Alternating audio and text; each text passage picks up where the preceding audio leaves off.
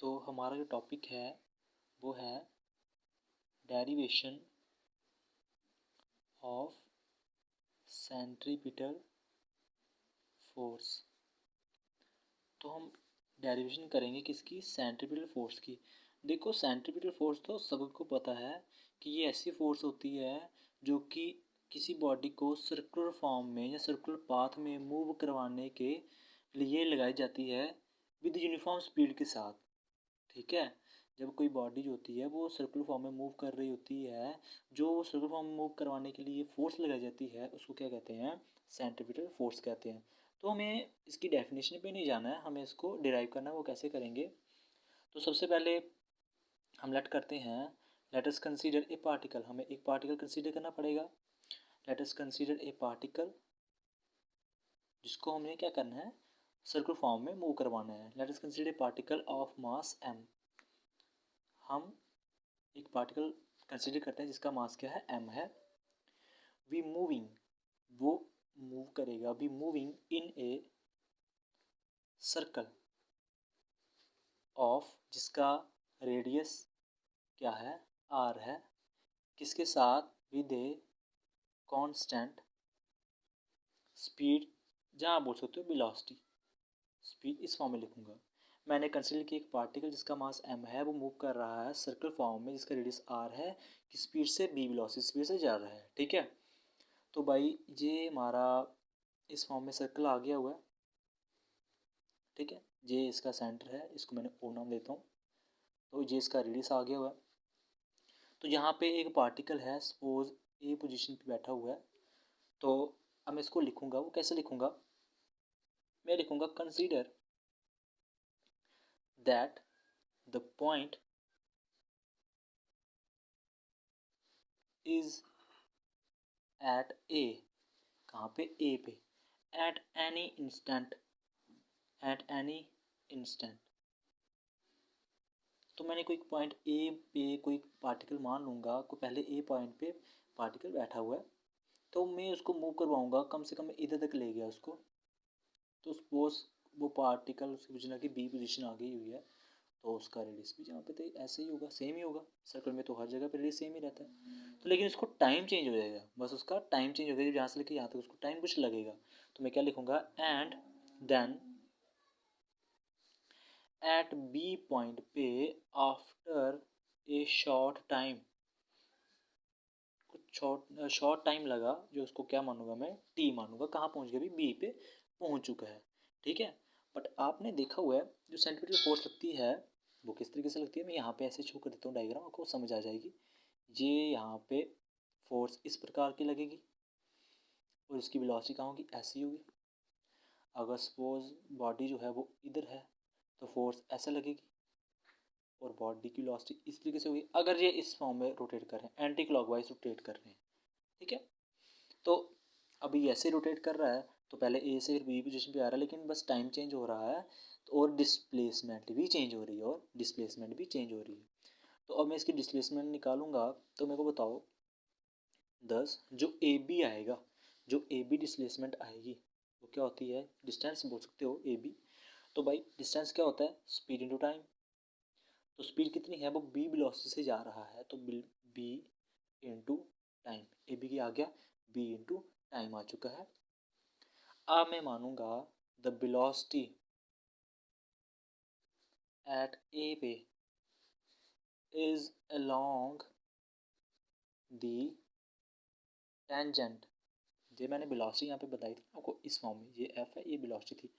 अब ऐसे ही पहले ए पे मानूंगा, तो ए पे भी एक टेंजेंट ड्रा कर दूंगा मैं इस तरह से। ए से भी टेंजेंट ड्रा करूँ अलोंग द टेंजेंट, तो मैं क्या लिखूंगा? A L. यहाँ पे मैं एल नाम दे दूंगा, तो क्या लिख दूंगा? ए एल एक टेंजेंट ड्रा हो चुका है, जो कि आपको डायरेक्शन क्या दे रहा है? वेलोसिटी की डायरेक्शन दे रहा है। ठीक है, उसी तरीके से and at B is along the tangent, and is B is along the tangent, वो क्या मानूंगा मैं? ये बी है ना, यहाँ पे मैं क्या करूँगा? ऐसे एक टेंजेंट, हाँ ठीक है, ऐसे एक टेंजेंट ड्रा कर लूँगा, ऐसे ऐसे। तो ये वेलोसिटी भी बी ही जाएगी, बट इसको मैं कुछ नाम अलग से, सपोज मैं नाम देता हूँ एम नाम देता हूँ, तो वो वहाँ पे क्या आएगा, टेंजेंट क्या आएगा, यहाँ पे लिख दूंगा मैं B M, that is the two vector, that is the two vector, जो दो वेक्टर आए हैं ऐसे वाले A L and B M represent, वो को क्या रिप्रेजेंट करेंगे, velocity, represent the velocity at किस पॉइंट पे, ए वाली पे और बी वाली पे रिस्पेक्टिवली एंड बात आपको याद रखनी है, और इनकी are equal length and are equal in length, इनकी लेंथ इक्वल होनी चाहिए, बस बात आपको यहाँ पे याद रखनी है। अब हम करेंगे, अब आपको यहाँ पे ये डायग्राम, यहाँ तक तो आपको बिल्कुल समझ आ गया, धीरे धीरे मैंने समझाया हुआ है, अच्छी तरीके से समझा रहा हूँ, तो यहाँ तक आपको पता चल गया होगा। अब मैं क्या करूँगा, मैं यहाँ पे एक पॉइंट ओ मानता हूँ फिर से, देखो मैं ओ मानता ना, मैं एक ओ मान रहा हूँ फिर से, यहाँ पे ये मानूंगा सपोज स्मॉल ए और ये मानूंगा सपोज स्मॉल बी। अभी आपको पता चल जाएगा ये क्यों मान रहा हूँ, क्योंकि यहाँ पे एंगल क्या बना रहा था, थीटा बना रहा था, यहाँ पे भी एंगल आपका थीटा बनाएगा, बट मैं आपको बताता हूँ कि बना क्यों रहा, पहले इसको समझो। देखो मैं यहाँ पे ड्रा किया, क्या ड्रा किया, एक ओ डैश ए, इसको नाम दिया मैंने ओ, इसको नाम दे दिया ओ डैश, एक ओ डैश ए जो है मैंने किया parallel to and equal to vector, किसके माना, ए एल के, ये ओ ए डैश था ना, ये वेक्टर और ये वाला वेक्टर मैंने इस फॉर्म में लिख दिया, ठीक है, जो कि ए एल फॉर्म में है और यहाँ पे ओ डैश ए डैश की फॉर्म में है, ठीक है, विच रिप्रेजेंट जो कि रिप्रेजेंट क्या कर रहा है, the velocity which represent the velocity B, इसको भी मैं मानूंगा B at at in sorry at A पे, कहाँ पे, ए पे, कैपिटल ए पे माना ना मैंने, एट ए पे डिस्टेंस जो है एट ए पे, यहाँ पे ये वेलोसिटी यहाँ पे फाइंड कर रहा था ना बी पे यहाँ पे, तो मैंने एट ए पे यहाँ पे मान लिया, तो भाई जे ओ ए डैश बी कौन सी फाइंड वेलोसिटी करेगा, अगर ए एल जो है वो रिप्रेजेंट क्या कौन सी वेलोसिटी बी एल कर रहा था, तो सिमिलरली जो होगा ओ ए डैश बी क्या करेगा, बी ही करेगा। उसी तरीके से सिमिलरली ड्रा किया एक ओ डैश बी, जो मैंने ओ डैश बी लिया था वो भी सेम बिल्कुल लिखना है, पैरेलल टू एंड इक्वल, ये वही लाइन लिखनी है, parallel to and equal to vector, अब ये मानूंगा मैं किसके, बी एम के, जैसे पहले ए एल के माना था, अब मैं मान लूँगा बी एम के, और ये मान ली ओ डैश भी, देखो बी एम पे, विच रिप्रेजेंट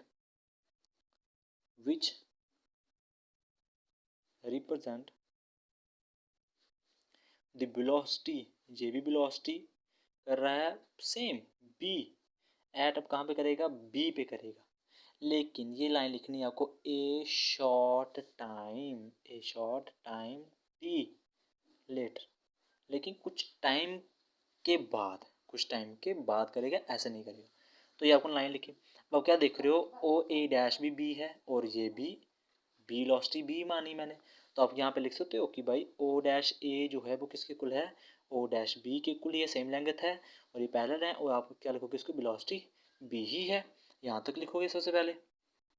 तो लॉ होता है किसका, ट्राइंगल, वो क्या कहते हैं, अगर यहाँ पे ओ डैश ए, मैं कहूँगा ए बी और ओ डैश बी,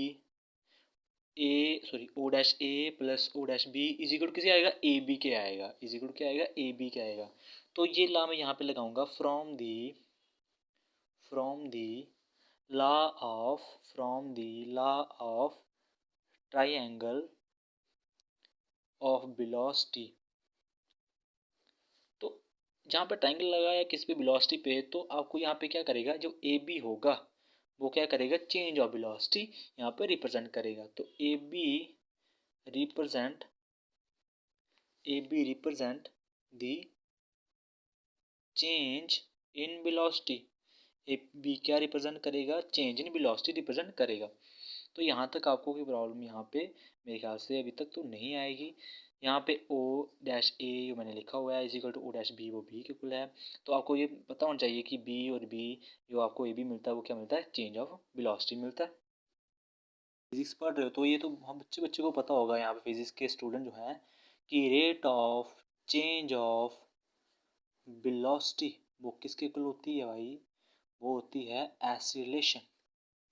वो क्या होती है, एक्सीलरेशन। और एक्सीलरेशन क्या होती है, एक्सीलरेशन क्या होती है, change of velocity. Change of velocity तो भी आपने निकाली थी, वो क्या आई थी आपकी ए बी, है ना, वो क्या आई थी ए बी रिप्रेजेंट करी थी ना, चेंज ऑफ वेलोसिटी वो ए बी आ गई, A B Y T, A B Y T. तो अब यहाँ पे लिख सकते हो rate of change of velocity जो होगी एक्सीलरेशन ए। पहले मैं इसको ना इस फॉर्म में लिख लेता हूँ, मैंने पहले ही फॉर्मूला लिख दिया तो मैं इसको पहले समझा देता हूँ कि आपको किस फॉर्म में लिख लेते हैं। ऐसे लिख लेते हैं इसको कि भाई rate of change of velocity, rate of change of velocity that is acceleration, उसे कहा जाता है एक्सीलरेशन।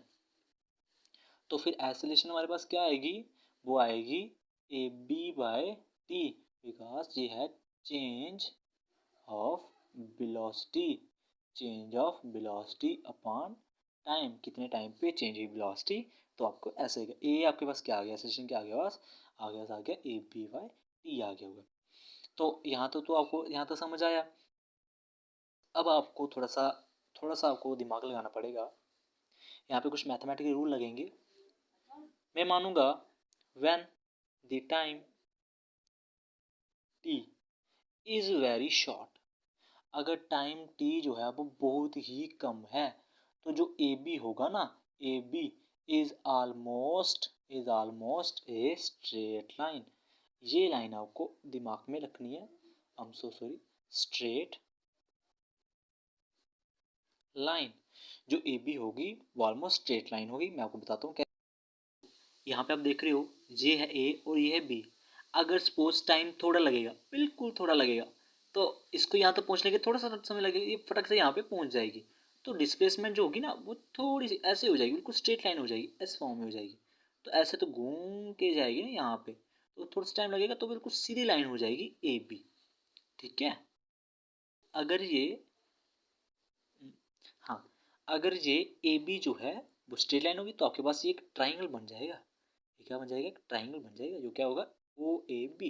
जो क्या होगा यहाँ पे लिख सकता हूँ, and I am so sorry, and A O B is a triangle, is a triangle A O B.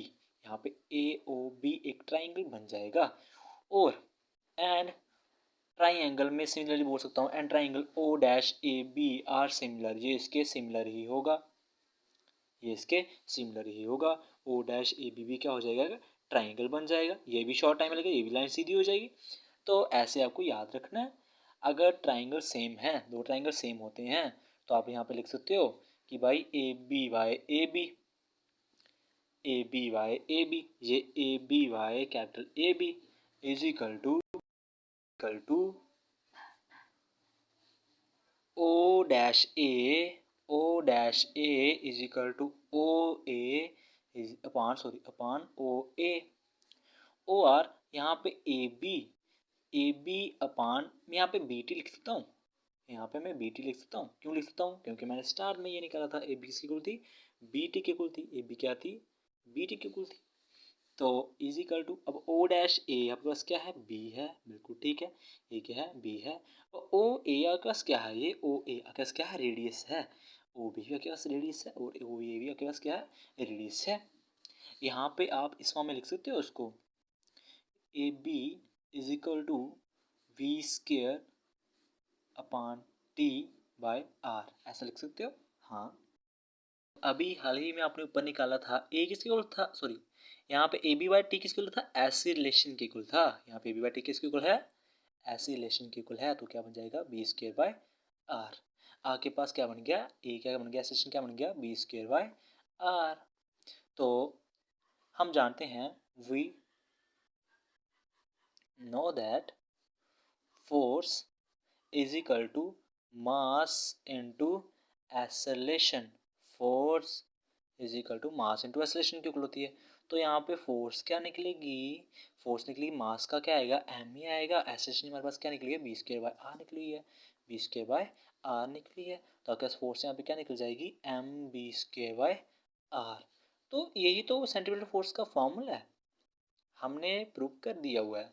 तो मैं क्या लिखूंगा, देयरफॉर सेंट्रीपिटल फोर्स हमारे पास क्या निकली M B square by R, M B square by R. यहाँ पे एक इक्वेशन जो है मैं यहाँ पे और पुट करना चाहूँगा कि if omega is the angular velocity, if omega is the angular velocity, then जो एंगुलर वेलोसिटी जो होती है बी इज इक्वल टू वो किसकी इक्वल होती है आर ओमेगा की इक्वल होती है। जो बी होती है वो किसकी इक्वल होती है आर ओमेगा की इक्वल होती है। देन मैं यहाँ पे लिख देता हूँ, सामने ही आपके रहेगा, यहाँ पे मैं इस फॉर्म में लिख देता हूँ, ऐसे करके थोड़ा सा बॉक्स बना देता हूँ। इसके बाद मैं यहाँ पे लिख रहा हूँ, तो देन जो सेंट्रीपिटल फोर्स होगी, जो सेंट्रीपिटल फोर्स होगी वो किसके इक्वल होगी, यहाँ पे क्या लिखा हुआ है M B square by R लिखा हुआ है, ऐसा लिखा हुआ है ना, M B square by R लिखा हुआ है। बी किसके इक्वल है आर ओमेगा के इक्वल है, यहाँ पे क्या बन जाएगा एम बी जे क्या आ जाएगा आर ओमेगा आ जाएगा का स्क्वायर वाई नीचे आर आ जाएगा। देखो बी किसके इक्वल है आर ओमेगा, तो आर ओमेगा का स्क्वायर लिख दिया मैंने। तो एम यहाँ पे क्या बन जाएगा आर स्क्वायर और ओमेगा स्क्वायर बाय आर आ जाएगा, और यहाँ पे एक आर कैंसिल हो जाएगा, तो क्या बन जाएगा एम आर ओमेगा स्क्वायर। तो अगर एंगुलर वेलोसिटी आपको दी होगी तो एंगुलर वेलोसिटी की तो सेंट्रीपिटल फोर्स आप इस फॉर्म में आपकी निकल जाएगी। So thank you guys, hope you like it. तो ये आपके क्वेश्चंस मैं यहाँ पे इस तरह से लिख देता हूँ, कर देता हूँ, देख लो, आप स्क्रीनशॉट ले सकते हो। तो ये है आपकी डेरिवेशंस किसकी सेंटीमीटर फोर्स की। तो बिल्कुल सिंपल लैंग्वेज में आपको लिखाया हुआ है, तो अब आप नहीं भूलोगे, उम्मीद करूँगा नहीं भूलोगे, लेकिन भूल जाते हो। हाँ, थैंक यू।